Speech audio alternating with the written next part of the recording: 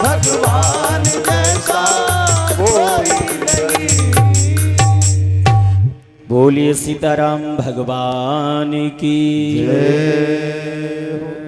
अच्छा, भगवान जैसा इस संसार में और कोई हो सकता है क्या? हो सकता है? नहीं हो सकता, क्योंकि भगवान, मैंने आपको इसकी व्याख्या भी की थी, जो 5 तत्वों से परे है वो कौन है? परमात्मा। और जो 5 तत्वमयी है वो कौन है? इंसान, मानव। तो अब हम आप सभी मानव हैं, तो मानव को परमात्मा की ओर चलना चाहिए।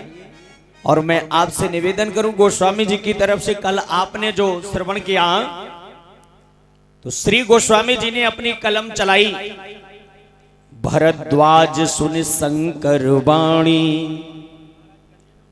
भरद्वाज की जब वाणी को सुना, भरद्वाज जी ने भगवान शिव की वाणी को सुना, तो सकुच सुप्रेम उमा मुस्कानी, और मैया जगदम्बा मुस्कुरा करके बोली, अब तो बड़ी विचित्र बात है।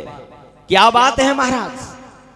कि अब मैं तुम्हें वो प्रसंग श्रवण कराने जा रहा हूं जिनके लिए मैं दिन प्रतिदिन, रात्रि और दिन 24 घंटे निरंतर उन्हीं का स्मरण करता हूं। अच्छा, एक बहुत बड़ी बात यहां पर आपको बताऊं, भगवान शिव 24 घंटे किसका ध्यान करते हैं? किसका ध्यान करते हैं? राम का। ये तो खुलेआम बात है। अच्छा, राम का ध्यान करते हैं तो राम में ही तो रहते हैं। अच्छा, गोस्वामी जी ने एक लाइन और लिखी, राम नाम तब सुमिरन लागे और जाने उस सती जगत पति जागे। तो जागो मतलब भगवान शंकर सोते भी हैं। अरे जब सोता हुआ व्यक्ति तो उठ सकता है। इधर उमा से कह रहे हैं और उधर भरद्वाज जी से कह रहे हैं कि प्रभु भगवान भूत भावन, विषय बहुत समझने का है। तो कहने का तात्पर्य भगवान शिव जो है अगर सोते भी हैं तो राम का नाम लेकर के ही सोते हैं। अच्छा, अगर आप जब सो तो किसका नाम लेकर के सोते हो? राम राम का। अब चाहे कहूं के व्यक्ति हो, कहीं से आए हो, हमें कोई मतलब नहीं, लेकिन राम नाम का तो नाम लेने में कोई आपत्ति तो है ना? है किसी को आपत्ति? किसी को राम के नाम में आपत्ति नहीं होनी चाहिए। और जब भी शयन करें, जब चारपाई पर जाएं तो राम का ही नाम लेकर के सो जाएं। और जब प्रातः काल उठोगे तब आपके मुख से परीक्षित जी निकलेगा क्या? तो मुंह इनाम में चले गए का? हाँ हाँ, ध्यान रखो, क्या निकलेगा मुख से? राम का ही नाम मुख से निकलेगा। अब जो रात्रि में हम सोए, जो सोने का और जागने के बीच का जो हिस्सा रहा, जिस समय हम सोते रहे, क्या उस समय वो श्वासें खाली रहीं?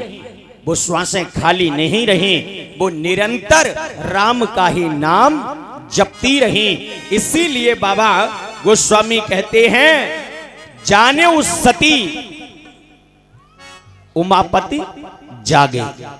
अब आप समझ लीजिएगा कि वो जग गए। उसी प्रकार से यहाँ पर भरद्वाज मुनि से प्रसंग हुआ कि अब हमारा हृदय जागृत हो रहा है और प्रभु के प्राकट्य की बात हम बताने जा रहे हैं। भगवान अवतार लेता कब है?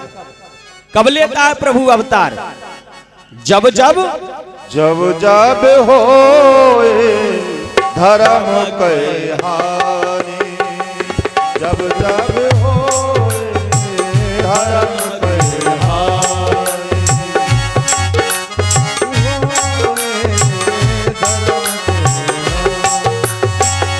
जब हो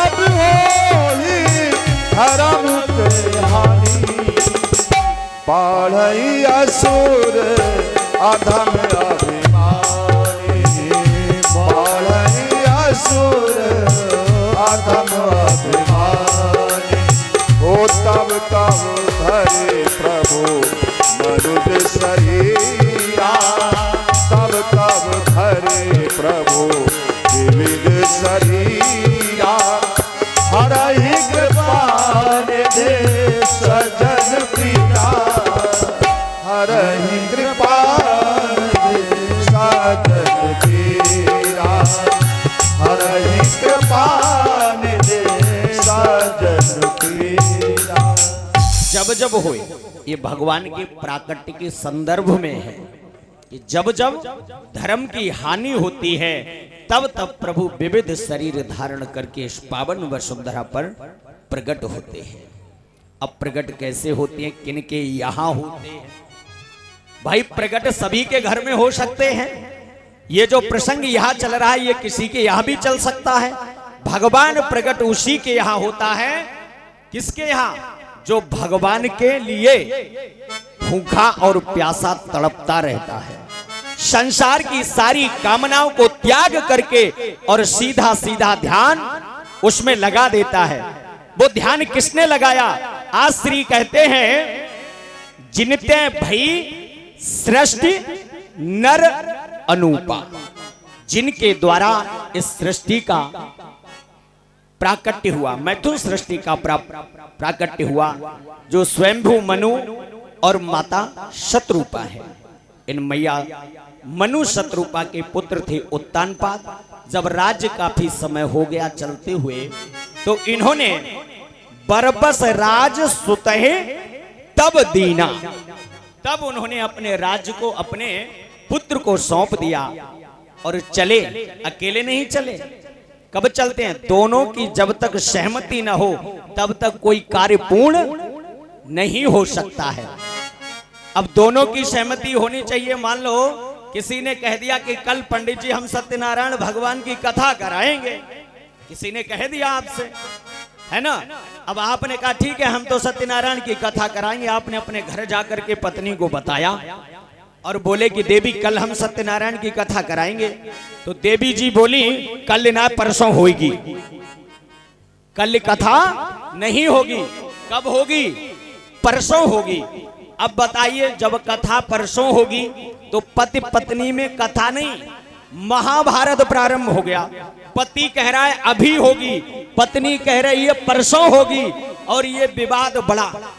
अब विचार करिए जब ये विवाद होगा तो कथा कहाँ होगी? कितने भाव से कराओ। अब जबरदस्ती कराओगे तो पत्नी 4 बजे की जगह 6 बजे उठेगी। तो पंडित जी आके छाती पर खड़े हो गए। अच्छा चलो बहुत सुंदर बात है। ये हमारे अतेंद्र भैया जी व्यासपीठ का सम्मान करते हैं। ठाकुर जी महाराज की हमेशा कृपा बरसती रहे, सीताराम भगवान की जिस प्रकार से हनुमान जी पे बरसी ऐसे या लाला अतेंद्र पे बरसती रहे, जो कि जे हमेशा भगवान की कथा ही सुनते रहे। प्रेम से बोलो सीताराम भगवान की। तो दोनों में जब झगड़ा होने लगा और जब वो दूसरे दिन की पति ने जबरदस्ती करी, प्रातः काल बेला भई तो धर्म पत्नी 8 बजे उठी, तो कथा तो 2 बजे हो ही पाएगी। तो विवाद हो गया, वहां कथा नहीं हुई। और पति ने आकर के पत्नी से कहा कि देवी मैं कथा करना चाहता हूं। तो देवी ने भी बोल दिया कि चिंता मत करो, बताओ आप आदेश करो। प्यारे कथा हो गई, अब केवल फॉर्मेलिटी पूरी करनी है। क्यों? जब दोनों आत्माएं मिलती हैं तो बीच में परमात्मा का प्राकट्य होता है, संगम बन जाता है। जब दोनों आत्माएं मिली, दोनों का मिलन हुआ, तो समझ लीजिएगा कि उनका प्राकट्य हो गया। कथा तो पूर्ण हो गई। अब तो पंडित जी को बुला के श्रद्धा पूर्वक दक्षिणा दान कर दो, बस कथा पूरी हो गई। बोलो सीताराम भगवान की जय। और इन्होंने जो है जो सम्मान किया है अतेंद्र जी ने, परीक्षित परिस्तानी जी का एवं कलश वाली बहनों का, सभी का व्यासपीठ से है, सबका सम्मान करते हैं। भगवान तुम्हें ऐसे अवसर प्रदान करता रहे और निरंतर भगवान के चरणों में मन को लगा करके रखिए, क्योंकि दान की 3 ही गतियां हैं, भोग, दान और नाश। पहले भोग करो, फिर दान करो, और फिर बाद से बच जाएगो तो का होएगो, फिर नाश ही होएगो। यासो जो है जो कुछ कर सको वो कर लो, बाकी तो सब खाली मेला है। खाली डिब्बा खाली बोतल ले ले मेरे यार, ये संसार ही खाली है। तो आज उन्होंने जो है दोनों का मिलन हुआ, प्राकट्य हो गया, प्रभु श्री राम की कृपा बरस गई और कथा उनकी विधिवत पूर्ण हो गई। उसी प्रकार से आज बाबा गोस्वामी तुलसीदास अवगत कराते हैं कि महाराज जैसे ही मनु महाराज ने अपने पुत्र को राज्य सौंपा और राज्य सौंपने के बाद जैसे ही कहा जाकर के धर्मपत्नी से कि अब मैं तपस्या के लिए जा रहा हूं, अब आप बेटों के साथ में निवास करिए, रहिए, तो उसी समय हाथ जोड़ करके बोली, प्रभु नहीं, हम भी साथ चलेंगे, हम भी साथ चलेंगे, आप अकेले तपस्या नहीं करेंगे।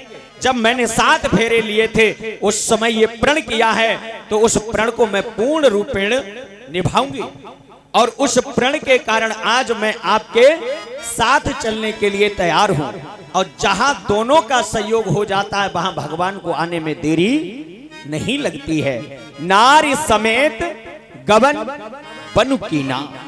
अब वन के लिए गए, कौन से वन में गए, कौन से वन में जाकर के तपस्या करी, तीर्थवर नैमिषारण्य। और नैमिषारण्य जो विख्यात तीर्थ है उसमें जाकर के उन्होंने तपस्या करी। अच्छा एक बात बताओ, नैमिषारण्य में ही क्यों करी? ये तपस्या जो है वृंदावन में भी हो सकती थी, अयोध्या में भी हो सकती थी, और जहां के राजा थे वहां भी हो सकती थी। नैमिषारण्य में ऐसी कौन सी व्यवस्था है जिसके कारण? और एक बात और बताऊं आपको, जितने भी पुराण हैं, जो कथाएं हैं, वो प्रारंभ कहां से होती हैं? चाहे सत्यनारायण भगवान की कथा हो, कहां से प्रारंभ होगी? एक अदाय नैमिषारण्य सोनका दया ऋषया खला।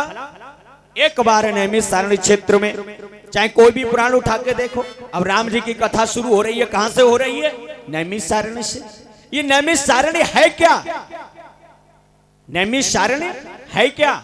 यही तीर्थ सबसे बड़ा है, इससे बड़े तीर्थ नहीं है। इसका एक प्रतिफल और है, जो अब आने वाला है पुरुषोत्तम मास। इस पुरुषोत्तम मास में जो जीव इसका परिक्रमा करता है उसे प्रतिफल की प्राप्ति होती है, तत्काल फल देने वाला है। महाराज ये नैमिषारण्य, एक बार सभी संत मिलकर के भगवान नारायण के पास पहुंचे और जा करके उन्होंने भगवान से कहा कि प्रभु जब जब मैं तुम्हारी पूजा करता हूं तो मेरा मन नहीं लगता।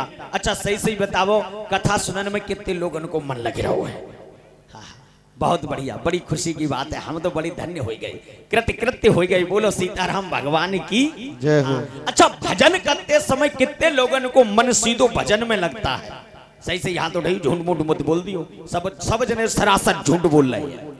हाँ तुम्हारा तो लग रहा हुए, क्योंकि तुम्हें हमारी बहुत याद आई था। हम जानते हैं जब ये एक बालक की याद कर सकती हैं तो इन्हें भगवानों की याद आई होगी, जहाँ में कोई शक ना है। जो हमारी रामबरन भैया की माता जी हैं और जो हमारे जो है जैसे रामबरन का है, उन तो ज्यादा हमें चाहती हैं। बोलो सीताराम भगवान की जय हो। जब से सुना है तब से निरंतर आ रही है। और मैं निवेदन करूं कि आज मन नहीं लगता, जैसे ही आप पूजन पाठ करने भजन करने बैठोगे तो मन भटकता है, किसी का मन नहीं रुक सकता, क्योंकि ये साधन का विषय है, इसको रोकना हर किसी के वश की बात नहीं। आज श्री संत गए और जाकर के नारायण से कहा कि प्रभु जब मैं पूजा पाठ करता हूं तो मेरा मन नहीं लगता, कोई ऐसा स्थान दीजिए जहां पर पहुंचूं तो मेरा मन लग जाए।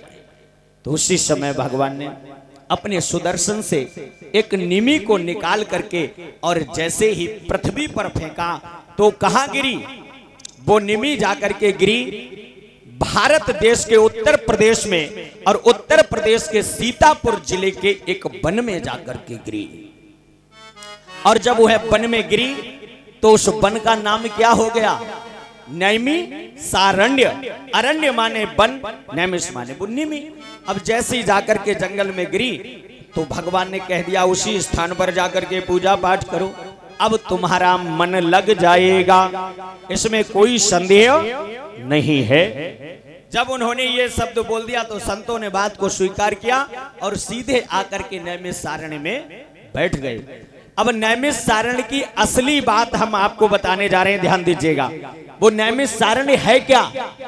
क्या वन ही नैमिषारण्य है? कहां ध्यान चला गया तुम्हारा? हाँ ध्यान केंद्रित रखिए, तो विचार करिएगा। नैमिषारण्य ओरिजिनल क्या है? हमें आपको क्या मिला है? हमें आपको ये जीवन मिला। क्या मिला? जोर से बोलिए, क्या मिला है? जीवन मिला या नहीं? अब जीवन से जी हटा दो, क्या बचा? वन बचा या नहीं? इस शरीर रूपी वन में जीव रूपी आत्मा पड़ी हुई है। यही एक ऐसा बन है जिसके द्वारा परमात्मा की प्राप्ति और सीधा सीधा ध्यान लग सकता है। अच्छा, भैंस बैठ के ध्यान कबू लगा सकते हैं? विचार करो।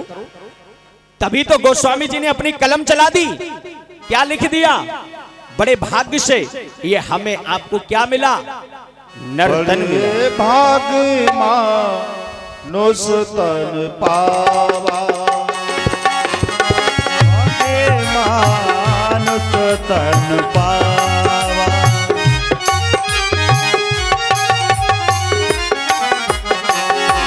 बड़े भाग्य मानुष तन पावा, ओ बड़े भाग्य मानुष तन पावा, सुरत सद ग्रंथन गावा, सुर दुर्लभ सद ग्रंथन गावा, सुर दुर्लभ सद ग्रंथन गावा, सुर दुर्लभ सद ग्रंथन गावा। बड़े भाग्य मानस तनु पावा। इसीलिए गोस्वामी जी ने कह दिया कि जब तक मानव का शरीर नहीं होगा तब तक आप साधन करके परमात्मा की प्राप्ति नहीं कर सकते। इसीलिए उन्होंने नैमिषारण्य में जाकर के महाराज मनु और शतरूपा ने तपस्या करी, और वहां एक से एक बड़े सिद्ध मुनि रहते हैं, और उनके चरणों में बंधन किया। उनके द्वारा सभी जो प्रसिद्ध स्थान थे उन सभी स्थानों का उन्होंने दर्शन किया। पंथ जात सोहे मति धीरा, जाकर के उन्होंने दर्शन किया, और दर्शन करने के बाद उन्होंने अब जाप प्रारंभ किया। 12 अक्षर मंत्र पुनि जपे सहित अनुराग, अनुराग के साथ, प्रेम के साथ प्रभु के 12 अक्षर नाम मंत्र से महाराज मनु और शतरूपा जी ने तपस्या करी। करे आहार साक फल कंदा। महाराज उन्होंने सच्चिदानंद भगवान का स्मरण करते हुए और साग फल कंदमूल आदि खा करके उन्होंने तपस्या को प्रारंभ किया। धीरे धीरे तपस्या निरंतर चलती रही और अवलाख निरंतर हुई। अब ये तपस्या चलते चलते थोड़ा और समय बीता। अब उन्होंने उसी प्रभु का ध्यान किया। अब तपस्या जब बढ़ गई आगे को, तो शंभु ब्रंच विष्णु भगवाना उपजह जासु अंत ते जाना। अब तो महाराज बड़ी व्यवस्था बनाई और धीरे धीरे और तपस्या बढ़ाई। अब जब तपस्या ज्यादा बढ़ गई तो महाराज जी ने सब कुछ त्याग दिया। हवा पी करके पति पत्नी दोनों लोगों ने मिल करके उस तप को किया। और जब ये तप प्रारंभ किया तो जब श्वास को भी अवरुद्ध कर दिया, उस समय के बाद ब्रह्मा आए, विष्णु आए, शंकर आए, वरदान मांगो वरदान मांगो। किसी ने नेत्र नहीं खोले। और जब उन्होंने नेत्र नहीं खोले, चले गए इंतजार कर करके। वो अपनी तपस्या में संलग्न रहे। शरीर जर्जर हो गया, अस्थि पिंजर रह गए। एक पैर पर खड़े होकर के एकाग्र चित्त से श्वास को रोक करके ब्रह्मांड में चढ़ा करके और सीधा ध्यान लगा दिया। जो हमारे महाराज जी आपको सुनाते हैं कि निराकार ब्रह्म, आज हमारी भक्ति के द्वारा वो निराकार ब्रह्म भी साकार बनने के लिए तैयार होने जा रहा है। अगर भक्त के अंदर भक्ति है तो उस निराकार ब्रह्म को भी साकार बना करके अपना बालक बना लेगा। अगर भक्ति नहीं है, ज्ञान नहीं है, वैराग नहीं है, तो चाहे आप कहीं भी माथा पटकते रहो, आपको कुछ प्राप्त होने वाला नहीं है। आज मनु महाराज और मैया शतरूपा की ऐसी तपस्या भई कि अब केवल एक कान में आवाज आई।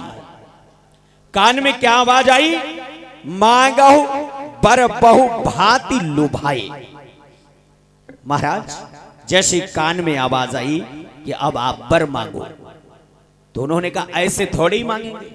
और जैसे कान में आवाज पड़ी तो समझ लो दोनों पति पत्नी कैसे हो गए, जिनकी अस्थियां पंजर पूरी हड्डियां हो गई थी।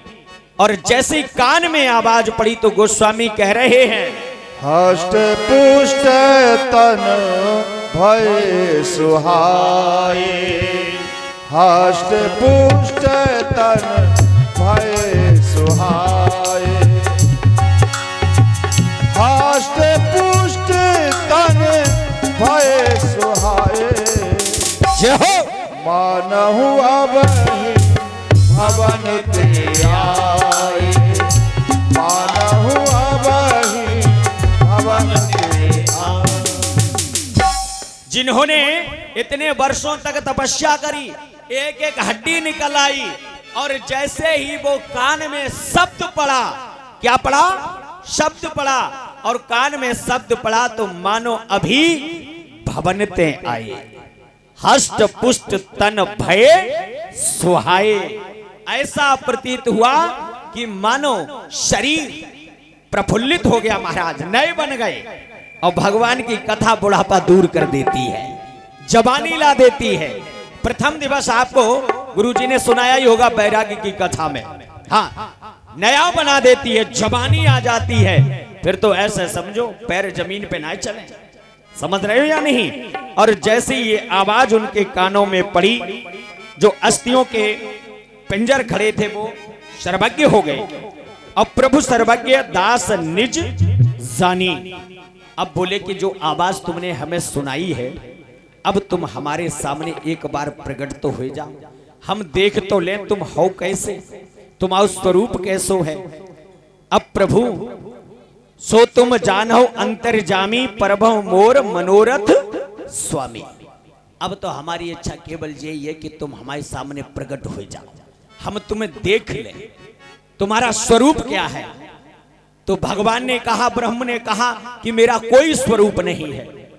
बोले कोई स्वरूप ही नहीं है? बोले हाँ, कोई स्वरूप नहीं है। जब तुम्हारा कोई स्वरूप नहीं है फिर कोई तो होगा। बोले हमारा कोई स्वरूप नहीं है। बोले जो नित्य प्रति समाधि में भगवान शिव ध्यान करते हैं, जो नित्य प्रति भगवान शिव तुम्हारा जिनका ध्यान करते हैं, वही रूप प्रभु दिखाइए। जो काकभूषुंड जी नित्य प्रति आपके स्वरूप का दर्शन करते हैं, उस स्वरूप को दिखाइए प्रभु। जो गरुड़ जी जिस स्वरूप के लिए तड़प रहे, वो जानना चाहते हैं वो कैसा है मेरा प्रभु। आप उसी स्वरूप में एक बार मेरे सामने प्रभु पधारिएगा। तो भगवान बोले कि अब हमारा तो कोई स्वरूप ही नहीं है, हम कैसे आए? हम तो निराकार हैं, और निराकार का तो कोई आकार ही नहीं होता। जो निराकार है उसका तो कोई आकार ही नहीं है, और जो बिना आकार का है, अब वो रूप कैसे ले ले? वो रूप कैसे ले ले? वो रूप ऐसे ले लेगा जैसे मनु महाराज और मैया शत्रुपा ने दृढ़ विश्वास उनके चरणों में रखा है। कैसा विश्वास रखा? नित्य प्रति हरि का नाम 24 घंटे निरंतर उन्हीं के स्मरण में अपने शरीर को भी गला दिया। और यही होता है जो भगवान को प्राप्त करना चाहते हैं, जो प्रभु को पाना चाहते हैं, वो केवल एक ही कार्य करते हैं। जानते हो कि उन्हें तो और किसी से कोई मतलब ही नहीं रहता। उन्होंने अपने जीवन को भगवान के चरणों में ही सौंप रखा है, उन्हीं के चरणों में। बोले महाराज अब तो एक कृपा कर दीजिए, नीलमणि आप स्वरूप अपना प्रकट करिएगा। भगवान अपने जो प्रभु श्री शंकर को दर्शन देते हैं, उसी स्वरूप में भगवान साक्षात्कार प्रकट हो गए। और जैसे प्रकट भय तो मामला ही बदल गया। अब भगवान ने कहा कि मनु महाराज वरदान मांग लो, क्या चाहिए तुम्हें? बोले महाराज एवमस्तु करुणानिधि बोले कि अगर आप देना चाहते हो तो प्रभु दान श्रोमणि कृपा निधि नाथ करो सत भाई। क्या कहा? दान श्रोमणि। अच्छा, दान श्रोमणि क्यों कहा इन्होंने? भगवान बोले सुनो, प्रशंसा प्रशंसा मत करो हमारी, हमें बढ़ावो मत, जो मांगने हो सो मांग लो। अच्छा, काऊ से अगर दान मांगन जाओ, आज के समय में क्या मांगा जाता है? चंदा। क्या मांगा जाता है? चंदा। और चंदा चाहे कितनों मांग लो, समझ लेना मेरी बात, चंदा चाहे कितनों मांग लो, चाहे ऊपर तक पहुंचा दो, लेकिन चंदा में दोष है या नहीं है? चाहे ऊपर वालों चंदा हो चाहे नीचे वालों, दोनों चंदन में दोष है। कैसा? ऊपर वाले चंदा को तो पता ही, अगर दृष्टि उपज जाए तो झूठो पाप लग जाए, लगता है या नहीं? तजाओ चौथी के चंदक की नाही, गोस्वामी जी सुंदरकांड में लिख रहे हैं, पर नार लीलार गोसाई तजाओ चौथ के चंद की नाही। अब उस चंद्रमा के दर्शन से साधारण आदमी की तो औकात क्या है, भगवान कृष्ण नहीं बचे। लगी उन्हें झूठा कलंक लगा, जब भगवान श्री कृष्ण नहीं बचे तो हमारी आपकी ताकत क्या है? तो चंदा में तो दोष है। अब जो सामाजिक व्यक्ति कार्य करते हैं चंदे का, चाहे वो अपनी जेब से पुजा दें उसमें, लेकिन समाज क्या कहेगा? हमें पता है 500 की गड्डी आई है, हमें खूब पता हो जी, हम जानते हैं जो चंदा खाते हैं, कहते हैं नहीं? तो कहते हैं चंदा नहीं, क्या? दान श्रोमणि। अब दान कैसा है? श्रद्धा का है। अब तुम किसी के पास दान मांगो, अब मनु महाराज मांग रहे हैं तो भगवान बोले कि ये प्रशंसा मत करो, श्रोमणी क्यों कह रहे हो? बोले वो इसलिए कह रहे हैं, व्यक्ति दो प्रकार के होते हैं, एक होते हैं मक्खी चूस और एक होते हैं कंजूस। कैसे कैसे होते हैं? एक मक्खी चूस और एक कंजूस। जैसे अब कथा हो रही है, अब उनके दरवाजे पे जाओ, भैया कथा हो रही है, और डायरेक्ट काऊ से जाके जगह दक्षिणा दो, कथा हो रही है, देगा? नहीं देगा, मना कर देगा। अब कंजूस कैसे हैं और मक्खी चूस कैसे? बोले कंजूस तो देखे लेकिन मक्खी चूस न देखे। अब हम दिखाई दे रहे हैं आपको। कंजूस वे हैं जैसे काऊ के घी में या दूध में मक्खी पड़ी आए तो उन्हें मक्खी उठाई और दूध हलाओ, जो मक्खी के पंखन पे लगो तो उड़ाई दे, उड़ाई दे। वे कौन है? कौन है वे? कंजूस। अब कौन रह गए? मक्खी चूस। उन्होंने क्या किया? दूध में मक्खी पड़ी, पकड़ी और चूस ली। समझ लो, दो प्रकार की है। अब अगर किसी के पास गए और डायरेक्ट कह दो कि दान दो, हाँ हाँ हम भागवत करा रहे, नहीं देगा। अब तुम्हें पता ये दान नहीं दे सकता, उसकी दृष्टि पड़ी तुम्हारे ऊपर, तुम्हारी पड़ी। अरे भैया राम राम, तुम्हारे तो पूर्वजन की बड़ी बड़ी हमने बातें सुनी है। तुम्हारे दादा जो है ना, उन्होंने भागवत में पिछली बार 5100 रुपया दान करे, बड़ी श्रद्धा से, और उनकी खूब प्रशंसा करी। अरे 5100 ना है तो 51 तो मिले ही जाएंगे। तो कछु तो सोचा कि बाबा 5100 देंगे, कछु परंपरा होगी, देवी ने 51 और 51 ही दे के छुट्टी करी। समझ रहे हो ना? तो जब भी मांगने जाओ तो क्या कहते हैं? बोले हम आपकी प्रशंसा नहीं कर रहे हैं। गोस्वामी जी लिख रहे हैं, दान श्रोमणि कृपा निधि, हम ये समाज को बताना चाहते हैं, ये समाज के प्रत्येक व्यक्ति के हृदय में उतारना चाहते हैं कि मांगने का भी ढंग सीख लो। अगर किसी से मांगना हो तो उसका भी ढंग सीख लीजिए। इसलिए यहां पर उन्होंने बड़ी प्रशंसा करी। अब भगवान बोले, अब क्या चाहते हो? चाहो तुम समान सुत प्रभु सन कवन दूरा। अब शत्रुपा मैया बराबर में बैठी सोच रही हैं, अब जी क्या मांगेंगे? इन्हें मांगो तो मांगो का, बोले हम तुम्हें पुत्र चाहते हैं। हम तुम्हें क्या चाहते हैं? पुत्र चाहते हैं। शत्रुपा मैया ने कि पुत्र का ही चाहते हैं जी। जब घर में लड़का 4 है, उन्हें छोड़े आए प्रियव्रत महाराज और महाराज उत्तानपाद, दोनों बेटा घर में है। अब पुत्र तो थे, अब ऐसे उन्हें थे जो कुपुत्र हो, क्यों पृथ्वी के सम्राट हुए हैं उत्तानपाद। अब महाराज ऐसे भी नहीं है जो कुपुत्र हो, जो सेवा ना करते हो, लेकिन इन्होंने मांगा तो पुत्र क्यों मांग लिया? तो ब्रह्म ने कहा कि हम पुत्र तो अब हम तुमने फांसी दिया है इस प्रकार से, नाना भांति नचायो। अब जब आपने इस प्रकार से हमें फांस लिया है तो चिंता मत करो, अब हम तुम्हें आशीर्वाद देते हैं। आपहु सरिस, अब हम अपने समान या ढूंढे कहीं। अब कोई जगह के अखिलेश आ जाए, मान लो, या हम जगह परीक्षित जी आ जाए, परीक्षित जी आ जाए, परीक्षित जी आए कहां से जाए? परीक्षित जी तो ये कही है, तो कहां से आमे? तो उन्होंने कहा चिंता मत करो, नृप तब तनय होब मैं आई। हे राजा, हम तुम्हारे ही पुत्र बन करके आएंगे, चिंता मत करो। अब मैं कहां खोजो जाए, मुझे खोजने की आवश्यकता, समय दो। अब एक साथ तो हम आए ना जाए, चिंता ही मत करो।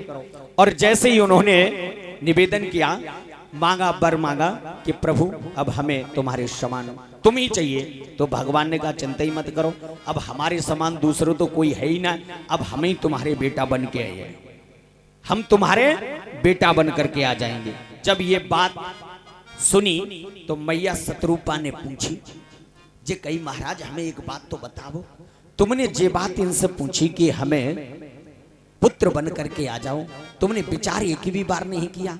मांगो तो मांगो का बेटा मांग लिया, पुत्र मांग लिया, अरे कुछ और मांग लेते। तो उन्होंने कहा मांगने को तो कुछ और ही थे, लेकिन मैंने मांग क्या लिया? पुत्र क्यों मांगा? बोले शब्द के कारण मांग लिया। किसके कारण? शब्द के कारण। जो हमारे महाराज जी शब्द ज्ञान कराते हैं, शब्द के कारण मांग लिया। शब्द का क्या कारण था? जैसे अब मान लो आप हो और खेती करते हो और 8 घंटा खेती करके तुम आए अपने घर और तुम्हारो बेटा घर में है, और जैसे ही घर आए अब पुत्र ने एक शब्द बोला तो जो 8 घंटे की थकान थी वो पूरी खत्म हो गई। कैसी हो गई? खत्म हो गई। उसके शब्द सुनते ही ऐसा पुत्र मेरे घर में नहीं था। समझ रहे हो ना? ऐसा पुत्र मेरे घर में नहीं था। अब हमारे घर में पुत्र कैसे हैं? 8 घंटा 16 घंटा खेत में काम करके आए, और काम करने के बाद जैसे ही घर आए तो पुत्र ने ऐसे शब्द बोले, ऐसे ऐसे शब्द बोले जिसका तो अब आपको हम कहा जवाब दे। ये पुत्र नहीं, ये कौन है? चपुत्र है। ये तो तुम्हें चूस जाएंगे, क्योंकि 12 घंटा के थके हुए जैसे घर में घुसे, झगड़ा प्रारंभ, पुत्रों के शब्दों को सुन सुन करके माइंड हमारा दिक्कत में आ रहा है, टेंशन में आ रहा है। तो ऐसे पुत्र हमारे, लेकिन इनसे मैंने इसीलिए कहा कि जब इनका शब्द कान में पड़ा तो कैसे हो गए महाराज? फिर तो मानव अभय भवनते आए। अभी तो सीधे सीधे हष्ट पुष्ट तन भय सोहाय, एकदम हष्ट पुष्ट हो गए। अब जिनके शब्द से ऐसे हो गए, जब जी बेटा बन के आ जाएंगे तब हम कैसे हो जाएंगे?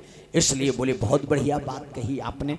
अब ये सारी बातें होने के बाद शत्रुपा के पास भगवान गए और जाकर के उन्होंने कहा, देवी मांगो बर जो रुचि तोरी।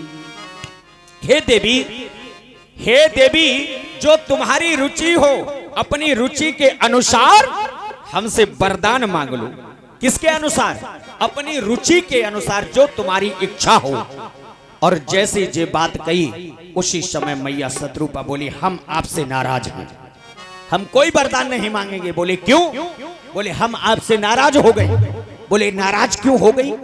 अब दोनों हाथ जोड़े और दोनों हाथ जोड़ के बोले, प्रभु कि हमें माफ करो, हमने ऐसो कौन सो शब्द बोल दो जाके कारण आप नाराज हो गई।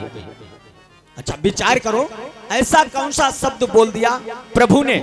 बड़ी विचित्र लीला है भगवान की। भगवान और भक्त का एक ऐसा संबंध है, ऐसा संबंध है कि परमात्मा भी उसे समझने